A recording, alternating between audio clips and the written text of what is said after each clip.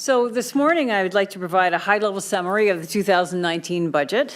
This includes a request for 55 uniform officers to address community safety, workload pressures, increased demands for service as a result of the increasing growth within the region.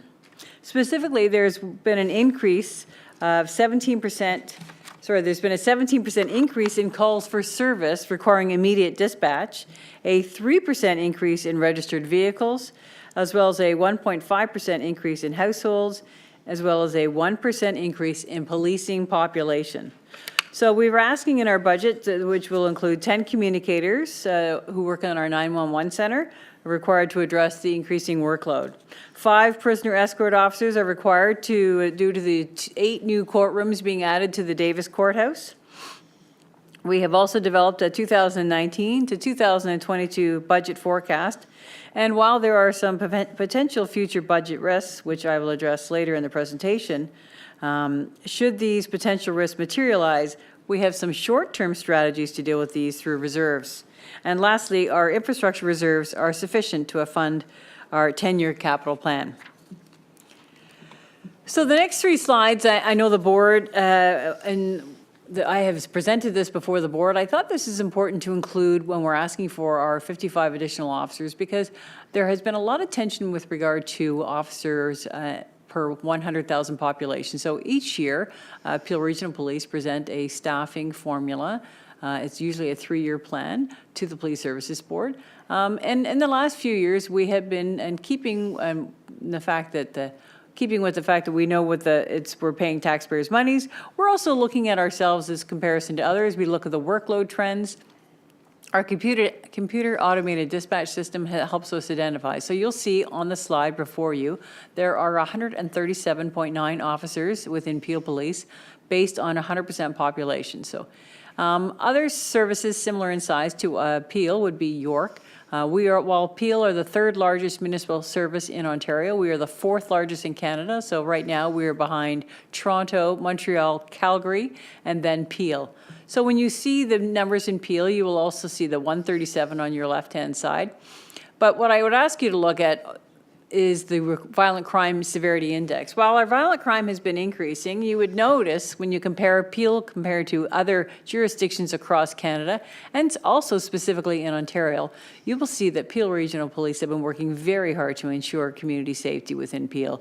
The violent crime severity index is based on violent crimes, based on the sentence that offenders are given when they are charged with these type of violent crimes. This includes homicides, robberies, sex assaults. So you can see that on the chart on the right-hand side, our violent crime severity index is at 53%, which is much lower than most police services, including Toronto, which is at 100%. Vancouver is at 96, Montreal is at 93. Edmonton, which is also a very similar size population, very similar size police service, I believe they're 5. We're 4 in the largest, they're 5 in the largest, and they're at 127 crime severity index. So I'm very pleased by the number and the great work that goes on by the men and women of Peel Regional Police, seeing that our crime severity index, despite the increase in violent crime, we have been working extremely hard to keep everyone safe in the community. And the community have come out to help us, because I recognize as the chief, we cannot do this alone. We require community members to help us solve crimes. So our crime severity index is much lower than other police services in Ontario. I'm going to ask you to look at the red dots on the left-hand side. The red dots is actually reflective of the solvency rate. So you can see that while Peel Regional Police really pride ourselves on solving homicides, we also pride ourselves on solving all major crimes and violent crimes in particular. So 72% is our solvency rate for violent crime. What is not on the slide is that we are actually above the provincial and above the national average in solving crimes, and we are actually below the provincial and the national average for violent crime. So I wanted to reiterate that, and although I'm asking for 55 more officers for next year, we are still solving crime at an extremely high rate. Am I concerned about violent crime? Absolutely I am. And have I seen an increase since 2015? Yes, I have, and I've been tracking it very seriously. There has been a lot of violent crime in the last few years, but in saying that, Peel Regional Police officers and all employees have been working very hard to ensure everyone's community safety. We build stronger partnerships with our community.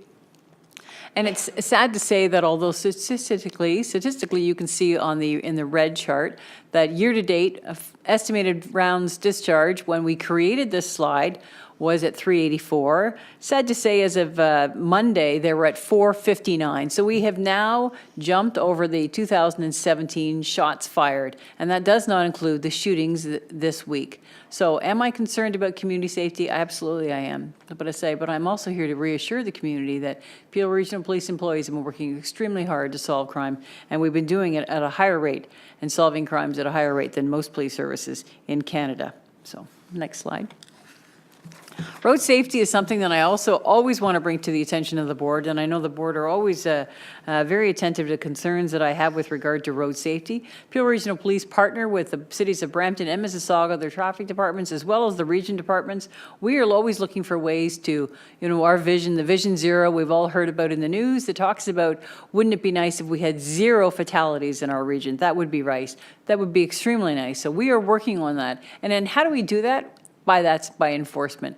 We need to change, so you can see the amount of charges that are being laid by the use of electronic device, speeding, and so Highway Traffic Act offenses, you can see that we've laid over 66,000 charges this year. So that's on average, we're laying 244 charges a day to try to change the driving culture of people within the region of Peel. Impaired driving, you can see the number of offenses a day, so that's 3 per day. So while I raised concerns with regard to the recent legislative changes with the legalization of marijuana, right now it's still too early to determine how that's going to have an impact on our streets. Unfortunately, when this slide was prepared, there were 21 victims of fatal road collisions. I can tell you right now we are at 32 fatalities for the region involving 28 motor vehicle collisions. So our festive ride program has commenced, and I say our uniform officers and our traffic officers are out there every day trying to keep everyone safe. Cannabis legislation I touched on earlier, and while I wanted to bring to the board and the community's attention the key dates. So October 17th, the legalization of cannabis occurred. On December 18th, coming up, there will be Part 2 of Bill C-46, which deals with impaired driving. This bill will significantly impact how police detect and how they enforce alcohol-related and drug-impaired driving. And April 1st is another date that I wanted to bring to your attention. This is where a private retail model in Ontario for cannabis stores will be put in place.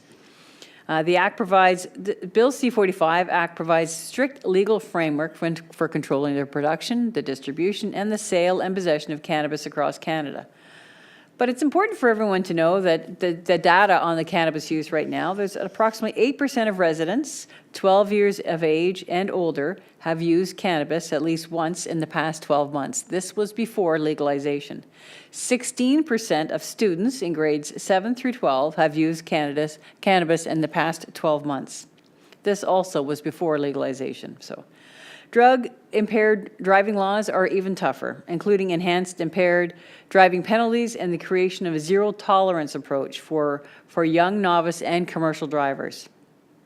Recently, the Minister of Justice, Attorney General of Canada, approved a roadside screening device that we are currently reviewing. The drug recognition expert, they are specially trained to conduct evaluations to determine impairment. And we're also using the use of the standard field sobriety testing, which is also a tool we use currently for driving impaired by alcohol. Currently, we have 147 officers qualified to administer the field sobriety testing, and we have 9 active who are working on drug recognition experts. We are in the next year trying to increase our numbers who will be qualified and trained to recognize those impaired drivers. So, the 2019 budget totals $423.1 million, or $308 per capita. This 5.4% budget increase equates to $21.6 million. The assessment revenue is expected to be 1.2%, or $4.8 million, which will result in an increase of $16.8 million, or a 4.2% net levy. However, I also want to mention that, and I will discuss on a future slide, that our grant funding is at risk right now. If we do not receive provincial grant funding, this is going to have a significant impact on our budget. Without grant funding, the 2019 budget would increase to $441 million, or $321 per capita, excuse me, and the 5.4 increase would change to 9.8%, or $39.5 million. Assessment revenue will remain the same at 1.2, or the 4.8, but this would result in an increase in our budget of 8.6% net levy. So Peel Regional Police 2009 budgeted grant funding totals $17.9 million, as you can see on the slide. But the total cost to run these programs for Peel currently is $43.6 million. So while we rely heavily on the grant funding, it still does not provide 100% funding for these grants. So in June 2018, the Peel Regional Police forwarded to the ministry signed copies of the Community Policing Partnership grant, as well as the 1,000 officers contracts, the grants for these. We have been told these are on hold right now. We recently received, at the end of October, our notification that the RIDE grant was approved, and we received that, hence we've started our RIDE program. But if we do not receive the other grant funding as planned, this will have a significant impact on our budget for next year. Our 10-year capital plan also totals $403 million and includes land and facilities, information technology, vehicles. So the land and facilities are the expansions and the renovations and the maintenance facilities, including at the Sir Robert Peel Centre, which is the old headquarters, the Emil Kolb Centre, the Peel Children's Safety Village, 12 Division, as well as the annex. Information technology includes major projects such as data storage, records management systems, facial recognition software, digital recording of our interview rooms. The vehicle replacement includes vehicles for our patrol, our support, and our specialty bureaus. And equipment, which is replacement of operational assets, including conducted energy weapons, unmanned aerial vehicles, furniture, and office equipment. Communications Center, which requires a major project, including the 911 and the telephone and voicemail systems, as well as the call logger and the voice over internet protocol, the VoIP system, as well as the purchase of new communications equipment and portable and mobile radios. Our VCOM system, our voice communication systems, which is $8 million, funded by our VCOM group, which we have multiple partners with. These projects in the future include infrastructure systems as tower sites are getting upgraded, and implementing an asset management system. And last but not least, you'll see airport, a very small slice of the pie, which is $2 million, which is funded by the GTAA. These projects include information technology equipment, specialized operational assets, including conducted energy weapons, and vehicles for the officers working at the airport. So that's a brief summary of the budget as proposed for this year, and subject to any questions, Chair, that you might have. Thank you.